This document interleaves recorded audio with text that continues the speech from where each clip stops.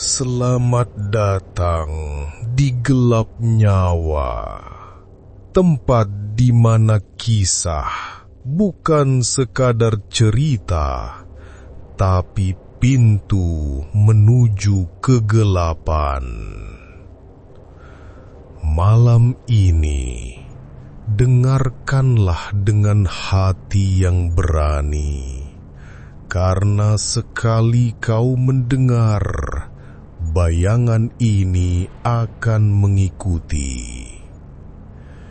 Inilah warung arwah di pinggir hutan, misteri Mbah Sarni yang menolak mati. Malam itu, jalan Kalisari sunyi, terlalu sunyi. Angin yang biasanya berdesir di antara batang jati seakan enggan berhembus. Hanya bunyi dedaunan kering yang bergeser pelan, seperti napas makhluk yang bersembunyi di kegelapan. Kau berjalan seorang diri, langkah berat menapak tanah becek yang sesekali mengeluarkan bunyi crot, crot, seolah tanah itu baru saja menelan sesuatu. Jam di ponselmu menunjukkan pukul 11:20. Kau baru saja pulang dari pekerjaan, tubuh lelah, perut kosong. Tapi ada sesuatu yang aneh, sangat aneh. Di antara bau tanah basah dan amis dedaunan lapuk, tiba-tiba tercium aroma lain. Aroma yang tidak seharusnya ada di tengah hutan ini. Nasi goreng, ayam goreng, dan teh hangat dengan wangi melati yang menusuk hidungmu. Perutmu langsung bereaksi, melilit lapar. Tapi otakmu berteriak, tidak mungkin. Kau tahu, di sepanjang jalan ini tak ada rumah, apalagi warung makan.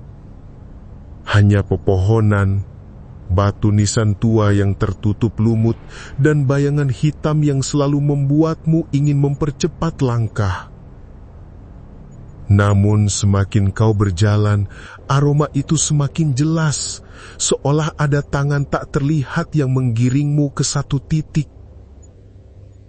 Di kejauhan, samar-samar, tampak cahaya kuning berkelip.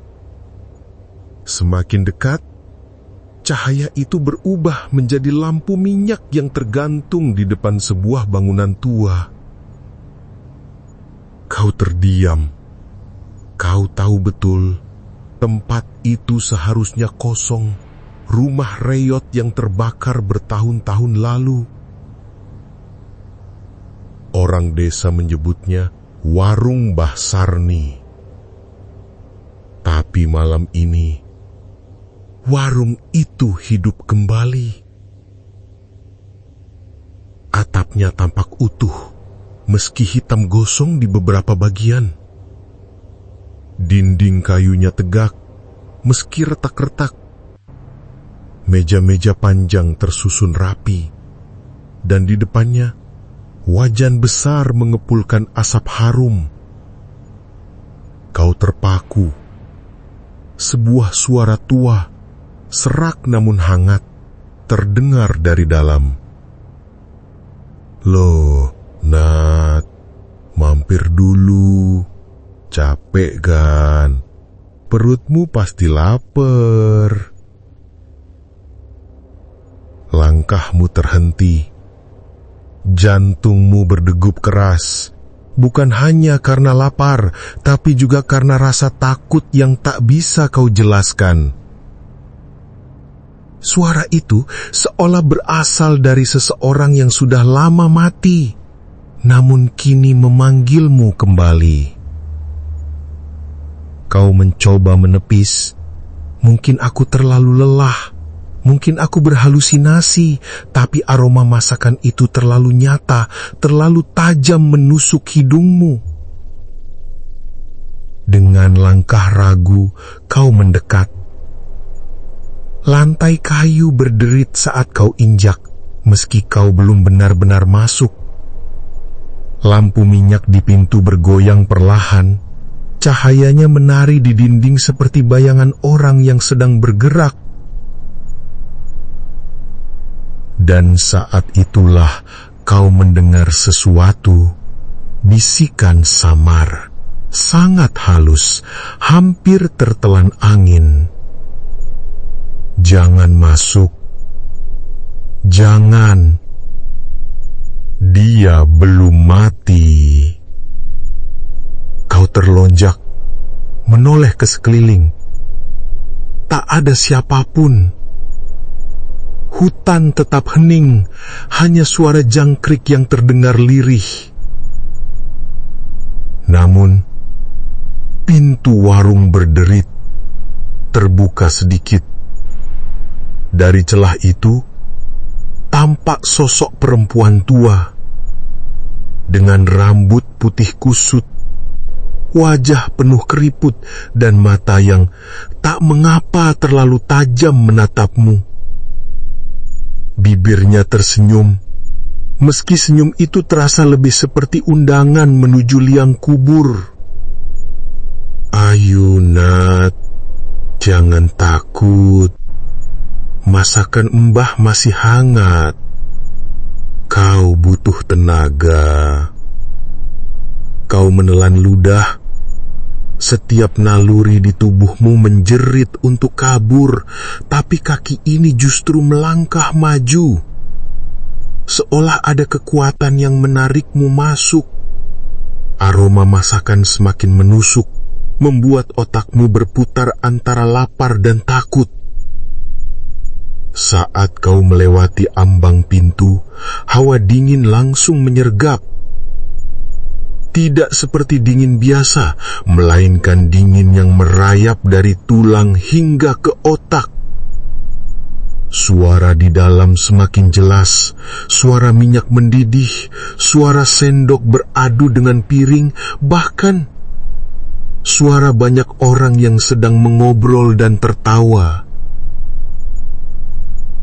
Kau terdiam. Ruangan itu kosong.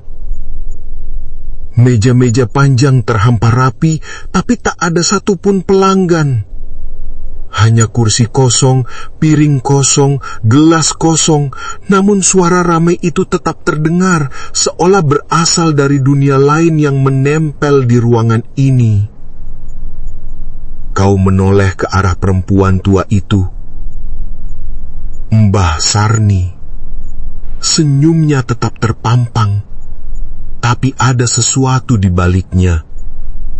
Sebuah tekanan, sebuah paksaan. Ayo duduk.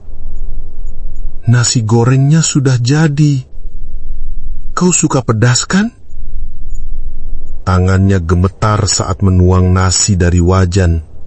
Tapi setiap butir nasi tampak berkilau, seperti menyimpan cahaya kecil yang aneh.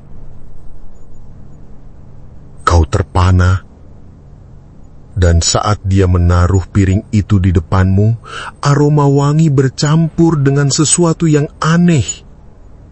Bau hangus, bau darah tipis, dan bau dupa.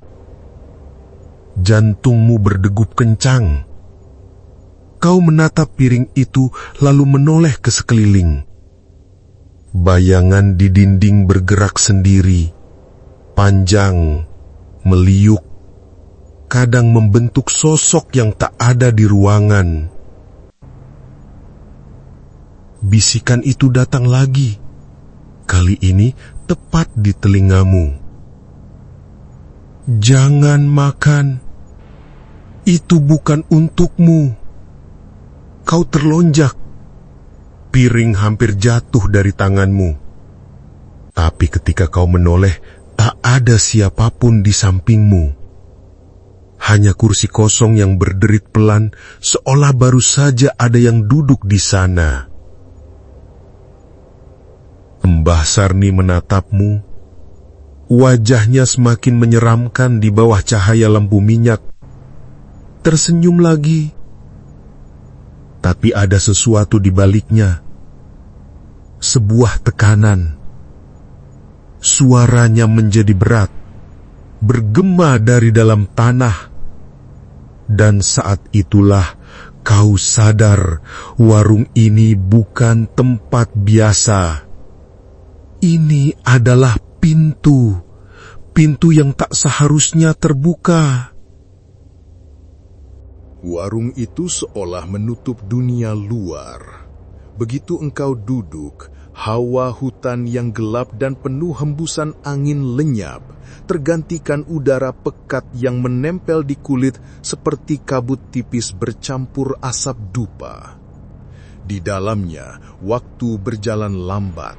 Jarum jam di dinding berhenti tepat di angka 12, meski suara detiknya terus terdengar. Tik, tik, tik, menusuk kepala. Di balik meja dapur, perempuan tua itu bergerak lamban. Rambutnya panjang, kusut, dibiarkan tergerai menutupi sebagian wajah. Namun setiap kali ia menoleh, matanya terlihat jelas, abu-abu, keruh, namun menatapmu dengan tajam seakan bisa menembus isi kepalamu. Senyum yang terpampang di bibirnya bukanlah senyum seorang nenek, melainkan senyum makhluk yang sudah terlalu lama menunggu. Kau mencoba menenangkan diri. Mbah, tempat ini sudah lama tidak ada. Orang-orang bilang warung Mbah terbakar habis. Perempuan tua itu terkekeh lirih. Suaranya serak, namun bergema, seperti keluar dari rongga kosong. Tidak, Nak, lihatlah. Warung ini tetap berdiri, masakan tetap ada, tidak ada api yang bisa membakar doa. Kau terdiam. Kata-katanya aneh namun begitu meyakinkan.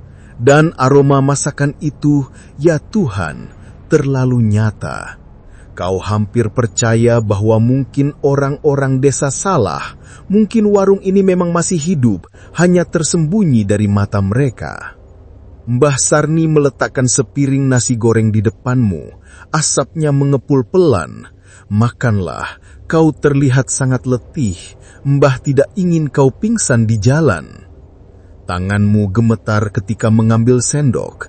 Kau tahu sesuatu tidak beres, tapi perutmu memberontak. Dan ketika sesuap nasi menyentuh lidahmu, rasa hangat itu menyebar ke seluruh tubuh. Pedas, gurih, nikmat. Rasa yang begitu sempurna hampir membuatmu lupa di mana kau berada. Namun di sela rasa nikmat itu ada sesuatu yang lain. Rasa pahit, samar, seperti darah besi yang menempel di lidah. Kau berhenti mengunyah, tapi nasi itu seakan mencair, mengalir sendiri ke tenggorokan. Enak kan? Bisik Mbah Sarni, matanya tak lepas dari wajahmu. Kau mengangguk pelan meski tubuhmu merinding, dan tiba-tiba, kerak, kursi di sampingmu bergerak sendiri. Suara sendok beradu dengan piring terdengar jelas, padahal meja itu kosong. Kau menoleh dan detik itu napasmu tercekak. Ada seseorang duduk di sana. Sosok laki-laki, tubuhnya tinggi namun wajahnya tidak ada. Hanya kulit putih pucat, tanpa mata, tanpa mulut, tanpa hidung. Tangan kosongnya terangkat, seolah sedang menyendok makanan yang tidak terlihat. Kau membeku, mulutmu ingin berteriak, tapi suara lenyap. Mbah Sarni tetap senyum, seolah tak melihat keanehan itu. Jangan hiraukan, Nak, ucapnya pelan. Mereka semua hanya lapar, sama sepertimu. Mereka, siapa? Tanyamu dengan suara serak. Mbah Sarni menatap ke sekeliling ruangan. Orang-orang yang singgah di malam kelaparan, orang-orang yang tidak pulang, orang-orang yang memilih duduk di sini bersama Mbah. Suara ramai itu kembali terdengar lebih jelas dari sebelumnya. Tawa, percakapan, bahkan suara anak kecil berlarian. Namun di depanmu, kursi-kursi tetap kosong, kecuali sosok tanpa wajah yang kini menoleh ke arahmu. Meski tak memiliki mata, kau bisa merasakan tatapannya. Dinginnya menusuk ke dalam tulang. Makanlah nak, suara Mbah Sarni menjadi lebih berat, bergema seakan ada dua suara keluar dari mulutnya. Jika kau berhenti, mereka akan marah. Tanganmu bergetar, sendok jatuh, berbunyi nyaring di meja. Seketika suasana hening. Suara ramai itu terputus mendadak, menyisakan keheningan yang mencekik. Sosok tanpa wajah itu perlahan berdiri. Tubuhnya tinggi menjulang, kepala miring ke samping seolah mendengarkan sesuatu. Dari lehernya keluar suara lirih, bukan suara manusia, melainkan erangan panjang yang membuat darahmu membeku. Mbah Sarni menepuk meja keras, duak, dan sosok itu membeku, lalu duduk kembali. Suara ramai kembali bergema seakan tak pernah berhenti. Kau tak sanggup lagi menahan. Mbah, siapa kau sebenarnya? Perempuan tua itu menunduk lalu tertawa kecil. Rambut putihnya menutupi wajah, namun dari sela rambut bibirnya bergetar menggumamkan kata-kata yang tidak kau mengerti. Semacam doa, tapi terdengar lebih seperti kutukan. Saat ia mendongak lagi, wajahnya berubah. Keriput-keriput semakin dalam, matanya menghitam penuh dan mulutnya terbuka lebih lebar dari seharusnya. Suara yang keluar bukan lagi suara manusia, melainkan gaungan dalam yang membuat lampu minyak bergoyang keras. Kau sudah duduk di meja mereka, kau sudah makan bersama kami. Sekarang kau tidak bisa pergi, nak.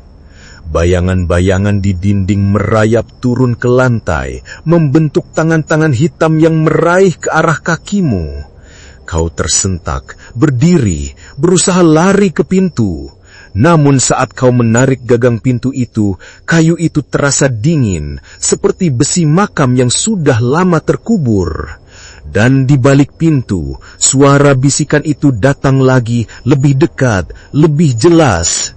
Jangan coba keluar, pintu itu bukan lagi jalan pulang. Pagi itu, kau terbangun dengan kepala berat. Tubuh terasa seperti dipenuhi asap pekat. Bau masakan masih menempel di hidungmu. Padahal semalaman kau tidak menyentuh makanan apapun di rumah. Ketika menatap meja makan, matamu langsung menangkap sesuatu. Sebuah piring kosong yang tidak pernah kau letakkan di sana. Bekas minyak menempel samar, seperti habis digunakan. Kau mencoba menepisnya. Mungkin aku lupa mencuci piring semalam.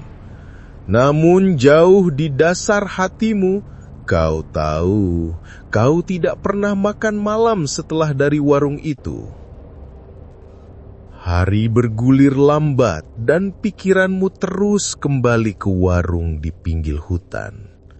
Bayangan perempuan tua dengan senyum yang terlalu lebar masih menempel jelas. Kau mencoba bercerita kepada temanmu Andi saat pulang bersama malam berikutnya. Andi, kau percaya kalau ada warung di tengah jalan hutan itu? Tanyamu pelan. Andi menoleh, keningnya berkerut. Warung? Kau bercanda? Di sana kan cuma ada puing hitam, bekas kebakaran dulu. Semua orang tahu itu. Kau memaksa. Tidak, aku melihatnya sendiri. Lampunya menyala, ada masakan, bahkan aku sempat makan di sana. Andi menatapmu dengan wajah aneh. Kau ini kenapa? Orang-orang bilang warung itu terbakar habis 15 tahun lalu, waktu Mbah Sarni mati di dalamnya. Kau pasti terlalu capek. Namun saat kalian melewati jalan itu, hatimu berhenti berdetak sejenak. Di depan mata, warung itu tampak berdiri lagi. Lampu minyak berkelip di teras dan dari dapur jelas-jelas terlihat asap wajan yang mengepul. bau nasi goreng melayang-layang di udara. Kau lihat itu kan? Suaramu nyaris bergetar. Andi berhenti, menatap lurus ke arah yang kau tunjuk, tapi wajahnya pucat. Lalu ia menepuk bahumu geras. Apa yang harus aku lihat? Itu cuma puing gosong. Kau tidak lihat? Hanya kayu hitam terbakar, atap bolong, dinding miring hampir rubuh. Kau membeku. Matamu melihat warung yang hidup. Temanmu melihat bangkai bangunan yang mati. Andi menarik lenganmu. Ayo, jangan lama di sini, angker. Kau menoleh lagi. Warung itu masih bersinar, seolah khusus memperlihatkan dirinya padamu. Saat Andi memaksa menarikmu pergi, telingamu mendengar sesuatu, bisikan halus dari arah pintu warung. Kenapa kau ajak orang lain? Ini hanya untukmu. Kakimu goyah. Kau menelan ludah, berusaha menenangkan diri, tapi sepanjang jalan pulang, bayangan warung itu terus mengikuti, seperti ada mata yang mengawasi dari balik pepohonan. Malam berikutnya, perutmu kembali memberontak. Lapar yang tak bisa dijelaskan, lapar yang berbeda dari sebelumnya. Kau membuka lemari, kulkas, semua makanan, tapi rasanya hambar, seolah lidahmu menolak. Tubuhmu bergetar, hanya ada satu cara untuk meredakannya. Warung itu. Kau berjalan kembali ke hutan, langkahmu cepat, nafas tersengal-sengal, dan benar saja, warung itu menyambutmu dengan hangat, lampu minyak bergoyang seakan menunggu kedatanganmu. Mbah Sarni sudah duduk di kursi depan, menatapmu dengan senyum yang terlalu panjang. Ah nak, kau kembali. Bagus, bagus sekali. Tanpa menunggu, ia menyodorkan sepiring sayur hangat dan ayam goreng. Kau makan dengan lahap, tak peduli rasanya mulai bercampur pahit dan amis. Tubuhmu terasa ringan, matamu berair, tapi ada damai aneh yang merayap.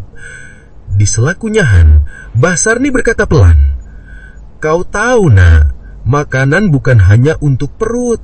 Makanan adalah doa. Setiap nasi yang kau telan, setiap kuah yang kau hirup adalah doa yang Mbah tanamkan. Kau akan mengerti nanti." Kau berhenti mengunyah, menatapnya. Doa. Ia menunduk, matanya redup. Doa bukan hanya untuk kebaikan nak. Ada doa yang mengikat, ada doa yang memanggil. Ada doa yang tidak pernah berakhir, bahkan setelah orangnya mati. Suasana tiba-tiba menjadi pekat. Lampu minyak bergetar keras, bayangan di dinding memanjang, bergerak sendiri. Dan di tengah keheningan itu, kau mendengar suara. Suara banyak orang yang makan bersamamu, tertawa, menyeruput, bahkan suara anak kecil memukul piring dengan sendok. Namun kursi-kursi itu tetap kosong. Kosong. Sendokmu jatuh. Suara riuh seketika terhenti. Seketika, kursi di sekelilingmu bergerak sedikit, seolah banyak orang tak kasat mata duduk bersamaan. Kau bisa merasakan keberadaan mereka, bisa merasakan hawa dingin tubuh mereka menempel di kulitmu. Mbah Sarni menatapmu. Senyumnya semakin melebar. Mereka senang kau di sini, nak. Warung ini hanya ada untukmu. Kau menelan ludah, jantungmu berpacu tak terkendali. Kenapa hanya aku? Mbah Sarni mencondongkan tubuhnya, berbisik dengan suara yang terdengar seperti banyak mulut berbicara sekaligus. Karena kau sudah makan, dan kau akan selalu kembali. Saat itu, dari sudut ruangan, bayangan hitam menjelma sosok tinggi besar. Tubuhnya ramping, kepalanya menunduk, wajahnya kabur. Ia perlahan bergerak ke arahmu, langkahnya menimbulkan bunyi retakan kayu di lantai. Kau berdiri, mundur, tubuh gemetar, Tapi Mbah Sarni hanya menatapmu, tak menghentikan. Sosok itu berhenti tepat di belakangmu. Nafas dinginnya menyapu tengkukmu, dan di telingamu bisikan berat terdengar jelas. Kau sudah milik kami. Sejak malam itu, kau tidak pernah benar-benar bebas dari warung itu. Bau masakan selalu menyusup ke kamarmu, meski pintu dan jendela rapat tertutup. Kadang di tengah malam, telingamu mendengar bunyi piring beradu, sendok terjatuh, atau suara langkah orang-orang yang tidak ada. Puncaknya, suatu malam kau terbangun mendadak. Di meja kecil dekat ranjangmu, tampak semangkuk sayur hangat yang beruap tipis. Kau tahu pasti, kau tidak pernah meletakkannya di sana. Jantungmu berpacu liar. Kau mendekat pelan, dan begitu asap tipis dari mangkuk itu menyentuh hidungmu, suara samar berbisik dari uap. Makanlah, jangan biarkan doa Mbah sia-sia. Kau teriak, menendang mangkuk itu hingga jatuh ke lantai. Namun saat pecah, isinya bukan sayur, melainkan segumpal tanah basah bercampur belatung. Bau busuk memenuhi kamar. Kau mundur, tersengal, tubuh gemetar. Keesokan paginya, wajah pucatmu tak luput dari perhatian ibumu, Bularas. Ia menatapmu penuh cemas. "Rian, kau kenapa? Wajahmu pucat sekali. Jangan bilang kau lewat jalan hutan itu lagi." Kau terdiam. Napasmu berat. Namun akhirnya, dengan suara bergetar, kau menceritakan segalanya. Tentang warung yang kau lihat, Mbah Sarni, masakan, hingga suara-suara tak kasat mata. Mendengar itu, wajah ibumu langsung pias. Tangannya bergetar, gelas yang dipegang hampir jatuh. "Ya Allah, aku sudah bilang, jangan pernah kau dekati tempat itu lagi. Apa maksud ibu?" Suaramu meninggi, antara marah dan panik. "Aku melihatnya sendiri. Warung itu ada, Bu. Masih ada." Bularas menatapmu tajam. Matanya berair. "Rian, Mbah Sarni sudah mati. Dia mati terbakar di warung itu 15 tahun lalu. Semua orang tahu. Kau masih bayi waktu itu." Tubuhmu seketika melemah. Kata-kata itu menghantammu seperti palu. "Mati? Terbakar?" Ibunya mengangguk. Suaranya bergetar. "Malam itu warungnya penuh. Kompor meledak. Api menjalar cepat. Orang-orang berusaha menolong, tapi Mbah Sarni tidak mau keluar. Dia tetap di dapur. Katanya masakannya belum selesai. Api melalap segalanya, dan dari tubuhnya tidak pernah ditemukan jasad utuh. Hanya arang dan abu." Kau terdiam, mulutmu kering, telingamu berdenging. Ingatan tentang Mbah Sarni menyodorkan nasi goreng yang harum terasa semakin mustahil dan sekaligus semakin mengerikan. Namun ibumu belum selesai. Dengan suara serak, ia berbisik, "Orang-orang bilang arwah Mbah Sarni tidak pernah benar-benar mati. Setiap malam, terutama bagi yang lapar, dia memanggil, menyajikan makanan terakhirnya. Sekali kau makan di sana, kau tidak akan pernah bisa berhenti kembali." Suasana ruang tamu mendadak terasa dingin. Kau merasakan seolah ada mata lain yang mengintip dari balik dinding rumahmu. Bayangan samar bergerak di sudut matamu, cepat sekali hingga kau tak sempat menangkap. Ibunya meraih tanganmu erat. "Rian, dengarkan ibu. Jangan pernah datang lagi ke warung itu. Jangan jawab kalau kau mencium bau masakan. Itu hanya umpan. Itu doa terkutuk yang tidak boleh kau sentuh. Namun kau tahu, semua sudah terlambat. Tubuhmu masih haus, masih lapar. Mbah Sarni sudah menanamkan sesuatu di dalam dirimu. Malamnya, kau nekat menemui sesepuh desa, Mbah Wiryo, seorang lelaki tua yang dikenal sebagai penjaga cerita kelam Kalisari. Rumahnya penuh bau dupa dan lembaran lontar berdebu. Kau ceritakan segalanya, berharap mendapat jawaban. Mbah Wiryo terdiam lama, matanya menerawang kosong. Akhirnya, ia berkata dengan suara parau, "Warung itu tidak akan hilang. Itu bukan lagi bangunan, melainkan pintu. Pintu antara dunia manusia dengan dunia ruh." Mbah Sarni menolak mati karena doa-doanya terlalu kuat, terlalu dalam, tertanam dalam setiap masakan. Ia mengikat dirinya pada dapurnya sendiri. Kau bergetar. Apa maksudnya? Doa? Mbah Wiryo menatapmu tajam, mata keruhnya berkilat. Setiap orang Jawa tahu makanan adalah doa.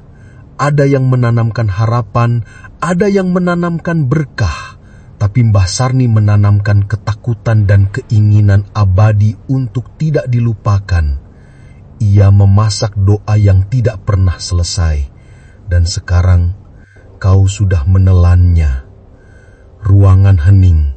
Kau mendengar suara kayu berderik di atap rumah Mbah Wiryo, seperti ada sesuatu yang berjalan pelan di sana.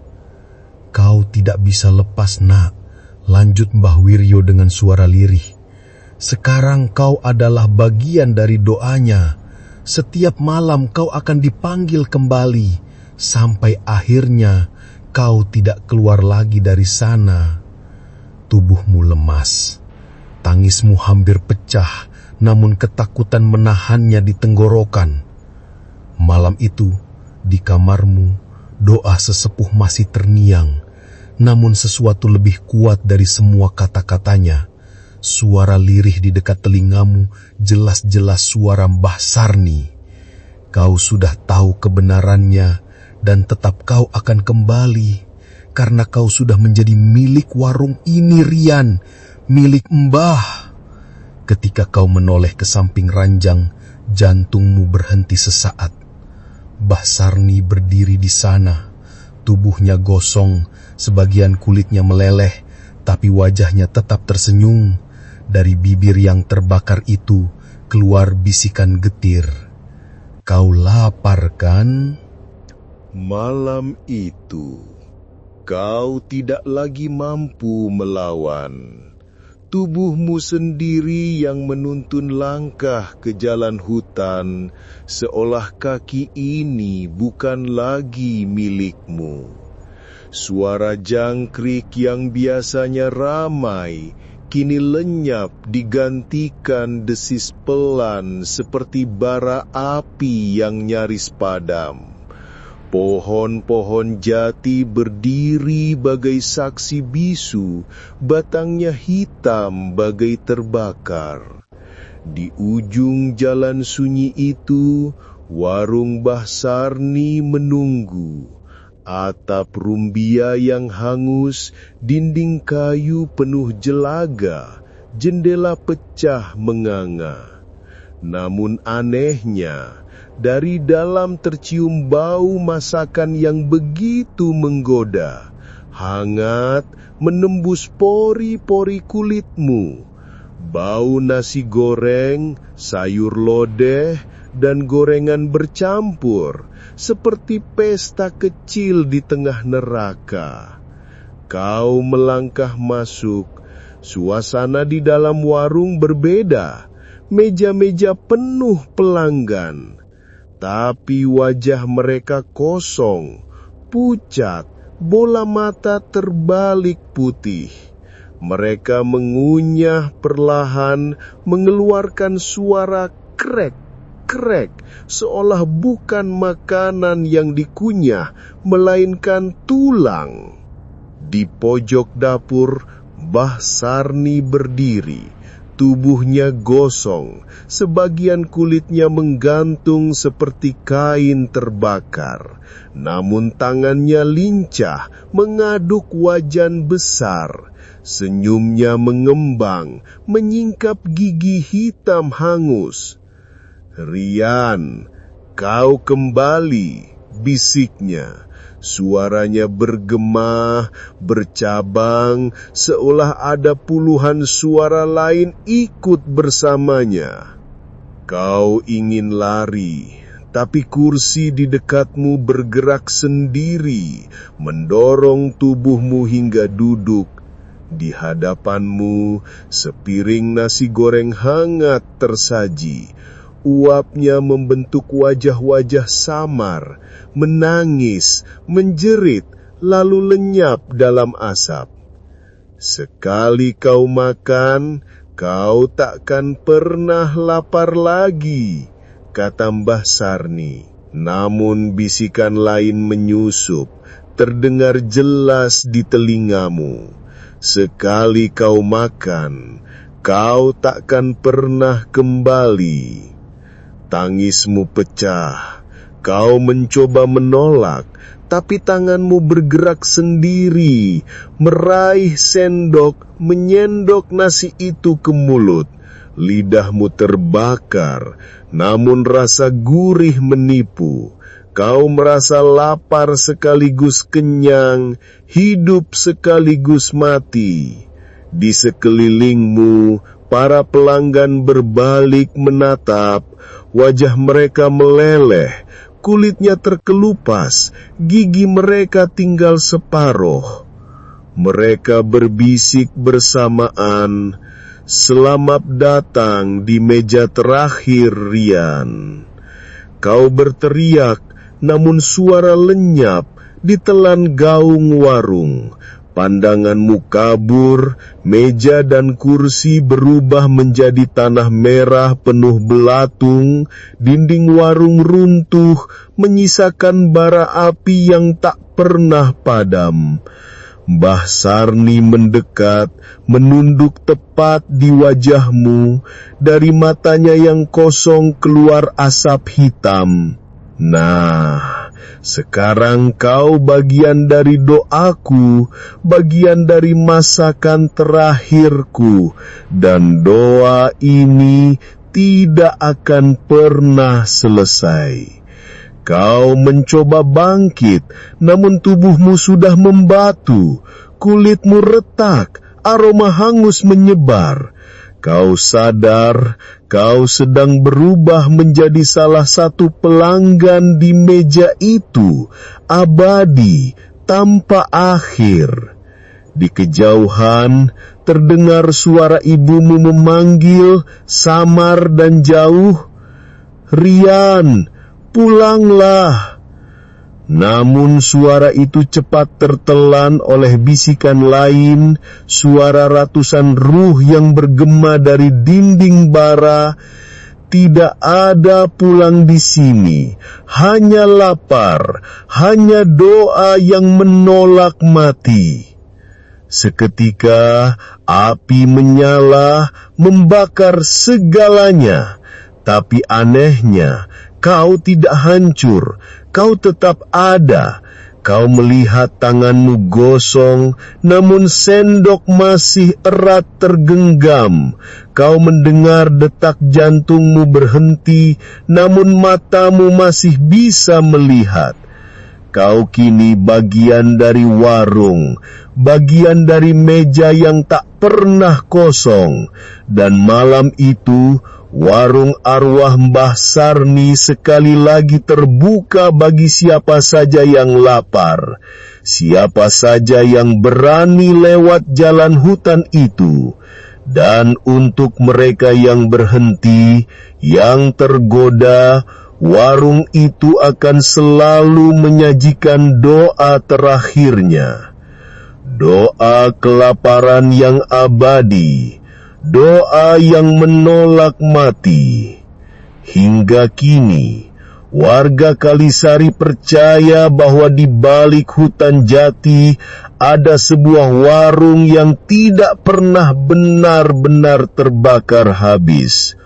Orang-orang lapar yang tersesat di jalan itu konon masih mendengar suara piring, bau masakan, dan senyum ramah Mbah Sarni.